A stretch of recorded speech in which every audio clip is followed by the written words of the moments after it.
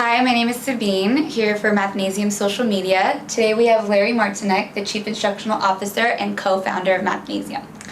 So Larry, there's this common misconception that children can be placed in two buckets, either great at math or awful at math with no hope. Can you change that misconception for us? Well, yeah, I think I can. Okay. In talking actually doing teacher training and parent training over the years, I often ask the question, especially of teachers, how many stupid kids have you ever met? Kind of a trick question. Well, it is and it isn't, because there's been a uniform answer from every teacher up to a person that I've ever met, and the answer is none. Okay. Now, that is not to say that they're not kids that have problems. I mean, kids bring all kinds of baggage to school with them, socioeconomic problems, family problems. There's nothing like a divorce in the family when a kid's in third grade to have that kid emotionally shattered for an extended period of time. And that can often have a direct effect on their performance at school. Right. And as time goes on, because teachers are so harried in their responsibilities. I mean, a modern teacher has anywhere from 20 to 40 students. Right. And as much as they try to meet the needs of every individual student, they can't always. And some teachers write off some kids as just being, quote, stupid.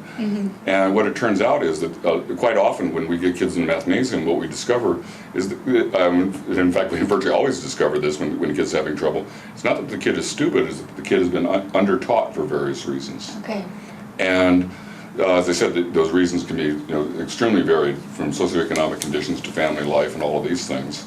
But once we get past those issues and actually find out where the student's knowledge stops. I mean, sometimes we'll assess a seventh grader and they'll assess at the fourth grade level. Right. So instead of giving them seventh grade material, we start them where they really are, which is at fourth grade level, and all of a sudden they start skyrocketing. Okay. So that kid was not stupid. I mean, in fact, he was underperforming, but it wasn't due to stupidity as people classically call it. It's kind of a catchphrase that people use, but don't really use it precisely. Okay. And as I say, when we take a kid who is significantly behind, 2, 3, 4 years behind grade level, which is not uncommon, unfortunately, and start them at their true level, we find out definitely this kid's not stupid, because in 6 months sometimes we can make up a year and a half of of deficiencies with respect to where they are with respect to grade level. And when we can do that, that should lay to rest the notion that the kid is stupid, because it's other conditions, and in our environment at Mathnasium we're able to neutralize some of those things and get down to the serious business of just working on the math, and by starting the kids at their true starting point, make all the difference in the world. Okay, that's great. Oftentimes it's easy to blame the teacher, though. When you said some of our kids are under-taught, is that something we could blame the teachers? Well, when you say blame, this is this is an easy thing to say, but it's not a particularly meaningful expression. Okay. Again, the pressure that teachers are under, when you get a classroom full of kids who are all over the spectrum in terms of their ability. You may have the brightest kid in the 7th grade and the slowest kid in the 7th grade in the same classroom. Right. It's very difficult to meet the needs of all of those kids. I mean, virtually every teacher I know is knocking themselves out to do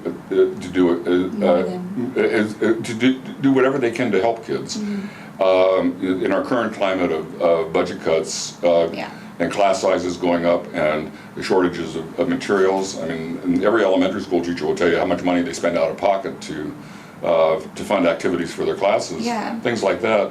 So when we say also the curriculum expectations that are placed on teachers are often unrealistic, because some teachers are required to only teach grade level material to kids who are 2 or 3 years behind. Okay. Well, that's an instant no-win scenario, because a 7th grader who doesn't understand 4th grade math is not going to understand 7th grade math, because they're missing the 5th and 6th, those components in between. And that problem right there is magnified a million times a day across not only the U.S. but literally around the world. Kids are, when I say they're undertaught, it's a function of the not the dysfunction of the teacher, but the dysfunction of the system itself. Okay. Okay. Well, thank you very much, Larry.